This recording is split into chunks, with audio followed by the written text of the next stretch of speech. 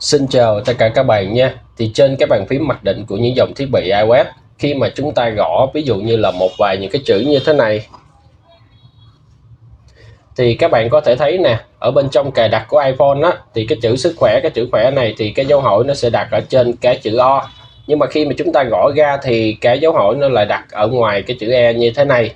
Thì cái điều này khá là khó chịu nha. Ví dụ như các bạn muốn gõ cái chữ khỏe mà cho cái dấu hỏi nó đặt ở cái chữ O thì chúng ta phải chịu khó cách ra, chúng ta viết chữ E, rồi chúng ta mới là bỏ cái khoảng trống ở chính giữa này đi. Khi đó thì chúng ta mới viết được cái chữ sức khỏe như thế này. Thì cái này nó khá là bất tiện và cũng không kém phần là rườm ra. Rồi, trong một cái trường hợp khác, ví dụ như là chúng ta viết cái chữ là phong tỏa nè. Đó thì các bạn thấy nè, ở trong cái cài đặt của Apple, chế độ phong tỏa là cái chữ O, nó sẽ có cái dấu hỏi ở trên. Nhưng mà chúng ta viết ra thì cái dấu hỏi nó lại đặt ở ngoài chữ A như thế này. Thì trong cái video này mình sẽ chia sẻ cho các bạn cách để chúng ta có thể khắc phục được cái điều này. Chúng ta có thể đặt cái dấu hỏi cho nó đúng cái vị trí của cái chữ O luôn nha. Và không cần phải cài đặt thêm cái phần mềm bên thứ ba, chúng ta chỉ sử dụng những cái chức năng có sẵn của những dòng thiết bị iOS. Bây giờ mời tất cả các bạn cùng bắt đầu với mình nhé. Trước tiên thì các bạn sẽ vào bên trong cài đặt. Rồi chúng ta sẽ vào cài đặt chung. Rồi các bạn sẽ vuốt xuống đi vào cái phần là bàn phím. Rồi cái chỗ mà bàn phím này các bạn sẽ thấy nó sẽ có một cái dòng gọi là thay thế văn bản. Các bạn vào đây, bây giờ các bạn nhấn vào dấu cộng để chúng ta đặt những cái cụm từ. Cụm từ đầu tiên là các bạn sẽ chịu khó là ghi cái chính tả cho nó đúng nha. Là các bạn phải chịu khó cắt ra một cái như thế này và các bạn viết chữ E, ví dụ như là chữ khỏe. Rồi sau đó chúng ta sẽ xóa đi cái đoạn trắng ở chính giữa này đi. Rồi cho nó đúng như thế này nha. Sau đó thì ở bên dưới cái phím tắt thì các bạn cứ gõ bình thường. Đó, các bạn cứ gõ bình thường cho nó xuất hiện cái dấu hỏi ở ngoài chữ E. Bây giờ các bạn chỉ cần bấm lưu lại. Bây giờ các bạn thử gõ lại cái chữ sức khỏe nha.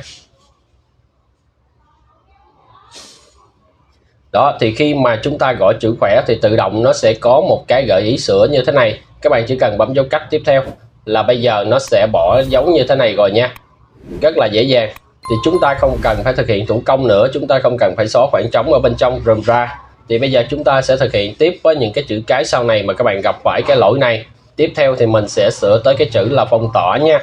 Rồi cũng vào bên trong bàn phím nè, thay thế văn bản, các bạn nhấn dấu cộng nè. Cụm từ thì chúng ta chịu khó là gõ cho nó đúng nha. Thì khi mà các bạn gõ như thế này thì không đúng nè, chúng ta phải cắt nó ra, ghi chữ A. Sau đó thì chúng ta phải chịu khó xóa cái khoảng trống đi. Thì khi đó nó mới là đặt cái dấu hỏi ngay cái chữ O nha. Còn ở bên dưới cái phím tắt thì các bạn để yên nguyên như là chúng ta gõ bình thường. Rồi bây giờ các bạn lưu lại thôi. Thực hiện với những cái chữ nào mà các bạn bị cái lỗi này nha. Rồi bây giờ mình sẽ gõ lại cái chữ phong tỏa. Đó, chỉ cần xuất hiện cái chữ mà chúng ta thêm vào bên trong thay thế văn bản thì các bạn chỉ cần là bấm dấu cách, tự động nó sẽ bỏ dấu đúng với cái vị trí của cái chữ O rồi nha. Rất là đơn giản, không cần phải sử dụng thêm bất kỳ phần mềm nào cả nha. Tương tự như vậy, khi mà chúng ta gõ những cái chữ văn bản như là tòa án nè, thì các bạn cũng thấy là cái dấu huyền nó sẽ đặt ở bên chữ A. Thì các bạn cứ lần lượt thực hiện với những cái chữ nào mà các bạn thấy nó đặt cái dấu chưa có phù hợp. Thì các bạn vào bên trong thay thế văn bản và các bạn sẽ thiết lập cho nó cái chữ đó nha. Thì cái này chúng ta chỉ thực hiện một lần thôi. Sau đó thì tất cả những cái gì chúng ta nhập vào đúng với cái thay thế văn bản thì tự động nó sẽ áp dụng cho chúng ta nha. Đây ví dụ như chữ tòa. Đó thì đầu tiên chúng ta chịu khó là chúng ta xóa cái chính giữa đi như thế này.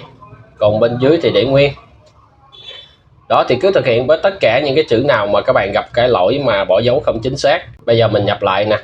Chỉ cần gõ đúng cụm từ, tự động nó sẽ gợi ý cho chúng ta. Và chỉ cần bấm dấu cách, nó sẽ bỏ dấu đúng với vị trí rồi nha. Rồi, thì nếu mà các bạn đang gặp một cái vấn đề giống như mình đã chia sẻ cho các bạn trong cái video này, khi mà chúng ta bỏ dấu chính tả, thì các bạn có thể là thực hiện cái cách này để giúp cho chúng ta xử lý cái vấn đề.